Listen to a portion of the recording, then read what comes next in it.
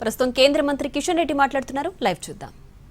AP జనుకోకిస్తే captive mine కింద ఇయ్యొచ్చు అన్నమాట. ఆ బ్లాక్ ఇస్తే దాన్ని అమ్ముకున్నాడు, వేల కోట్ల రూపాయలకు అమ్ముకున్నాడు కేసీఆర్.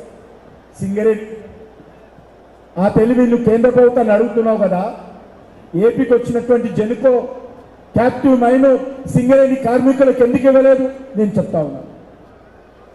ఈరోజు అడుగుతా ఉన్నాను, 2 బ్లాకులు వేలానికి వస్తే సింగరేణి పాల్గొనకుండా అడ్డుకున్నాడు ఆ రోజు కేసీఆర్. అవి ప్రైవేట్ వాళ్ళు తీసుకున్నారు.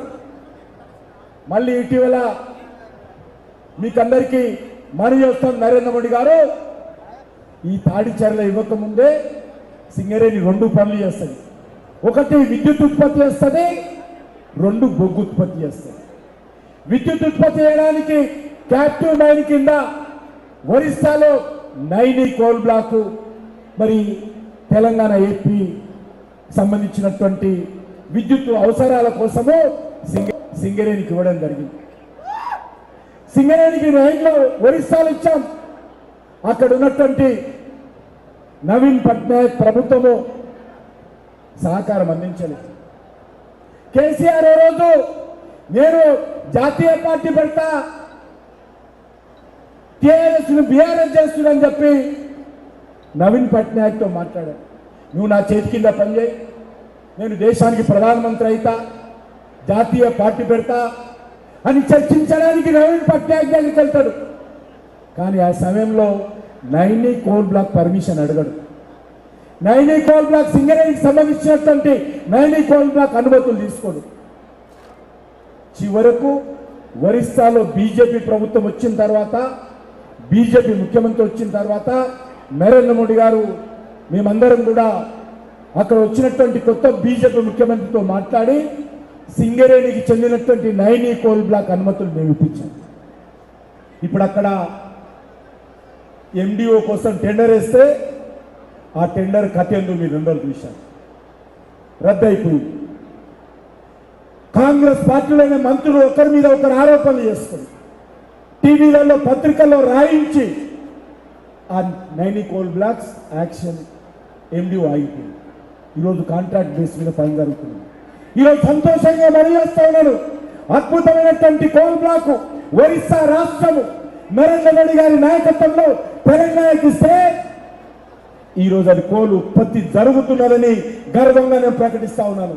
సింగరేణికి ఆదాయం వస్తా ఉన్నదని మనం చేస్తున్నాం. అది పూర్తి స్థాయిలో ఉత్పత్తి జరిగితే ఈ సింగరేణికి లాభం వస్తుంది, ప్రతి కేజీ బొగ్గు వెనుక అని మనం చేస్తున్నాం. ఈరోజు ఒకటే, సింగరేణిలో నాణ్యత పడిపోతుందని ఆరోపణలు వస్తాయి, ఉత్పత్తి తగ్గిపోతుందని ఆరోపణలు వస్తా ఉన్నాయి, కార్మికులు తగ్గిపోతున్నారని ఆరోపణలు వస్తా ఉన్నాయి. అందుకే మోడీ గారు 2 దశాబ్దాలుగా ఎదురు చూస్తున్నటువంటి ఇప్పుడు కాదు, కాంగ్రెస్ ముఖ్యమంత్రులు తెలంగాణ రాకముందే ప్రధానమంత్రి గారు ఉత్తరాలు రాశారు. అప్పుడు కిరణ్ కుమార్ రెడ్డి కూడా ఉత్తరాలు రాశారు ఢిల్లీకి, మాకు తాడిచర్ల కావాలని. కానీ కార్యరూపం దాల్చలేదు, ఆదేశాలు ఇచ్చిన కార్యరూపం దాల్చలేదు.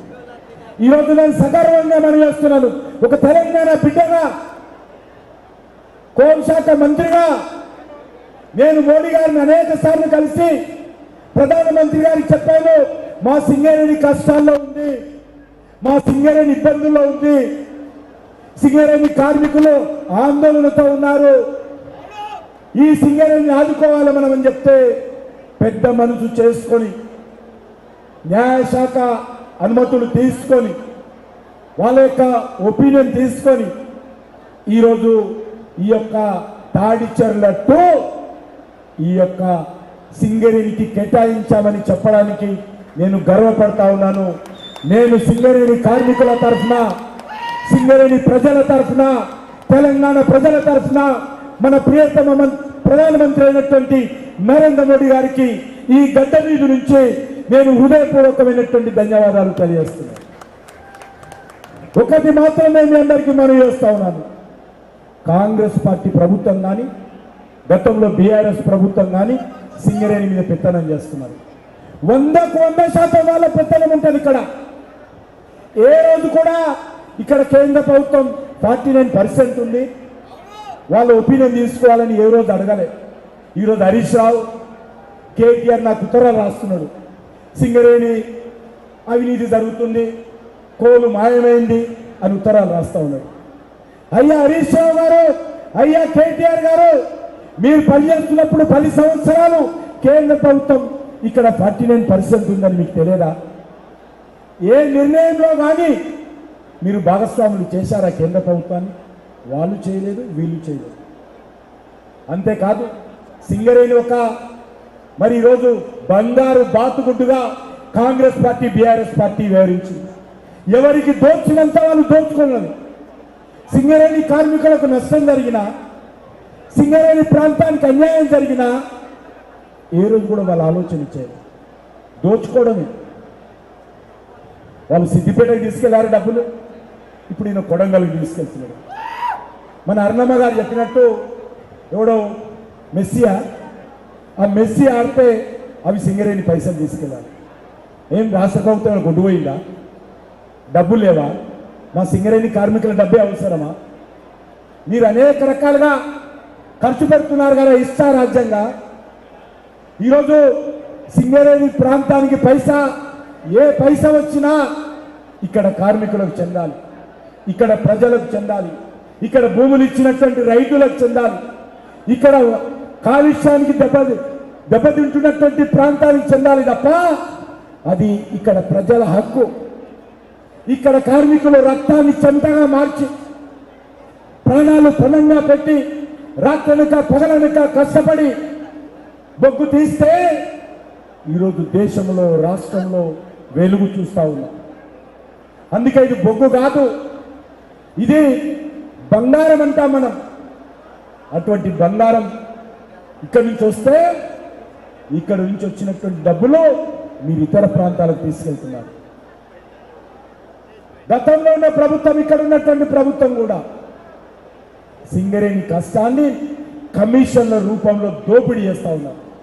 మీరు ఏ కార్మికులు అడగండి, ఏ అధికారిని అడగండి, సింగరేణిలో ఎంత దోపిడీ జరిగిందో, ఎంత జరుగుతుందో ఇక్కడ చెప్తారు. ఎందుకంటే ఇక్కడ సింగరేణి మీద 49% కేంద్ర ప్రభుత్వం ఉన్నా కూడా ఇక్కడ మా ప్రమేయం ఉండదు. ఒక చిన్న ఉద్యోగిని కూడా ట్రాన్స్ఫర్ చేసే అధికారం ఉండదు మాకు. ఒక చిన్న నిర్ణయంలో కూడా మమ్మల్ని భాగస్వాములు చేయరు. ఇక్కడ ఏ కార్యక్రమంలో కూడా మమ్మల్ని అడగరు. 49% కేంద్ర ప్రభుత్వం ఉన్నా కూడా, అయినా కూడా మేము సింగరేణి కార్మికులను ఓన్ చేసుకున్నాం. గతంలో వాజ్పేయి గారు ఉన్నప్పుడు కూడా సింగరేణి అప్పులైపోయి మూతపడే పరిస్థితి ఉన్నప్పుడు, కాయల పరిశ్రమగా ప్రకటిస్తున్నటువంటి సమయంలో అటల్ బిహారీ వాజ్పేయి గారు 600 కోట్ల రూపాయలు ఇచ్చి ఆ రోజు సింగరేణిని ఆదుకున్న విషయం మనం చేస్తున్నాం. 1999లో ఆ రోజు ఆ పైసలు లేకపోతే కాయల పరిశ్రమ కింద సింగరేణి ప్రకటిస్తే వేలాది మంది కార్మికులు, లక్షలాది మంది ప్రజలు ఇబ్బందులకు గురయ్యేవారు. ఆ రోజు కూడా బీజేపీ ప్రభుత్వమే ఆదుకుంది. ఈరోజు కూడా భారతీయ జనతా పార్టీ ప్రభుత్వమే సింగరేణికి అండగా నిలబడుతుంది. నేను మనవి చేసేది ఒకటే, ఇక్కడ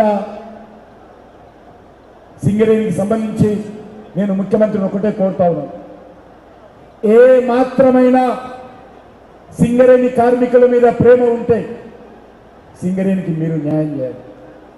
ఈరోజు నేను టీఆర్ఎస్ పార్టీని కూడా అడుగుతా ఉన్నాను, మీరు ఏ ముఖం పెట్టుకొని సింగరేణి కార్మికుల గురించి మాట్లాడుతూ ఉన్నారు? మీ హయాంలో సింగరేణికి ఇవ్వాల్సిన పైసలు ఎందుకు ఇవ్వలేదు కేసీఆర్? ఈరోజు ఫామ్ హౌస్ ఉన్నావు కదా, సింగరేణి మీద పెద్ద పెద్ద ఉపన్యాసాలు ఇచ్చేవారు, కానీ సింగరేణి కార్మికుల కష్టం ఏదైతున్నదో, సింగరేణి కార్మికులు చెందాల్సినటువంటి పైసలు ఏవైతున్నాయో అది రాష్ట్ర ప్రభుత్వానికి సంబంధించినటువంటి విద్యుత్ ఉత్పత్తి సంస్థలకు ఇక్కడ నుంచి కార్మికులు బొగ్గిస్తారు.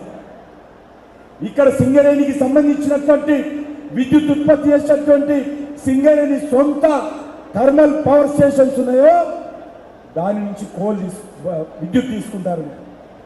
సింగరేణి నుంచి తీసుకున్నటువంటి బొగ్గు కానీ, సింగరేణి నుంచి తీసుకున్నటువంటి విద్యుత్ కానీ గతంలో టీఆర్ఎస్ పార్టీ సుమారు మరి 24-25 వేల కోట్ల రూపాయలు అప్పు పెట్టిపోయింది. ఎవరిస్తారని అడుగుతా ఉన్నాను. ఎవరిని అడగాలి? సింగరేణి కార్మికులు వాళ్ళ రక్తాన్ని చెమటగా మార్చి ప్రాణాలకు తెగించి బొగ్గు ఉత్పత్తి చేస్తే ఆ యొక్క పైసలు మీరు తీసుకొని ప్రభుత్వము సింగరేణి కార్మికులకు ఎందుకు ఇవ్వడం లేదు? అదేవిధంగా నేను రేవంత్ రెడ్డి గారిని కూడా అడుగుతా ఉన్నాను. మీరు వచ్చిన తర్వాత మీరేం తక్కువ తినలేదు. మరి ఆ రోజు కూడా పీనిగలు తింటోడు పోయి ఏనిగలు తింటోడు వచ్చింది. ఇప్పుడు కేసీఆర్ హయాంలో పీనిగలు తింటే కాంగ్రెస్ హయాంలో ఏనుగలు తింటా ఉన్నా. నేనేం తక్కువ తిన్నానా? నేను కూడా కేసీఆర్ అడుగుజాడలో నడుస్తా, సింగరేణి కార్మికులకు అన్యాయం చేస్తాను విధంగా వీళ్ళు కూడా 26 వేల కోట్ల రూపాయలు ఎంతో వీళ్ళు కూడా ఇవ్వాలి.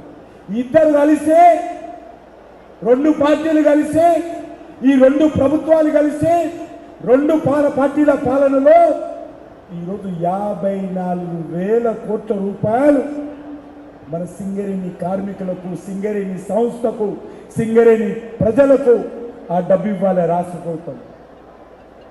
మీరు ఈరోజు అన్ని రకాలుగా జల్సాలు చేస్తూ ఉన్నారు, మీటింగులు పెడతా ఉన్నారు, హామీలు ఇస్తూ ఉన్నారు. కానీ సింగరేణికి ఇవ్వాల్సిన పైసలు దయాదాక్షిణ్యం కాదు, దయాదాక్షిణ్యం కాదు. మనం చెమటగా ఓర్చి కష్టపడ్డటువంటి పైసలని మీకు మేము బొగ్గిచ్చాము, మీకు విద్యుత్ ఇచ్చాము, మీరు ఇవ్వాలి. నేను ఈరోజు సగర్వంగా చెప్తా ఉన్నాను. మా కోల్ ఇండియా కేంద్ర ప్రభుత్వ ఆధ్వర్యంలో కూడా మేము మరి ప్రభుత్వం, కేంద్ర ప్రభుత్వం తరఫున కోల్ కొంటాం. సింగరేణి కాదు, సింగరేణి నుంచి కొంటాం. ఎన్టీపీసీ ఒక్క న్యాయ పైస కూడా బాకీ లేకుండా ఎప్పటికప్పుడు నరేంద్ర మోడీ గారి ప్రభుత్వము ఎన్టీపీసీ బొగ్గుకు సంబంధించినటువంటి పైసలు మేము చెల్లిస్తున్నాం. కేంద్ర ప్రభుత్వము కోల్ ఇండియాకు ఏమాత్రం బాకీ లేకుండా మేము చెల్లిస్తున్నాం. దేశంలో ఎక్కడైనా పోయి 54 వేల కోట్ల రూపాయలు తెలంగాణ ప్రభుత్వము సింగరేణికి బాకీ ఉందని చెప్తే ముక్కును వేసుకుంటున్నారు ప్రజలు, ఆశ్చర్యపోతా ఉన్నారు. ఎందుకు ఈ రకంగా సింగరేణి పాలిట ఈరోజు శాపంగా ఈ ప్రభుత్వాలు, ఈ రెండు పార్టీలు పనిచేస్తున్నాయో చూడాలి. నేను ఒకటి చెప్పి ముగిస్తా. సింగరేణిని మేడి పండుగ ఇది చూపిస్తారు, కానీ బయట మిలమిల మెరిసే మేడి పండు కాదు, అనేక రకాల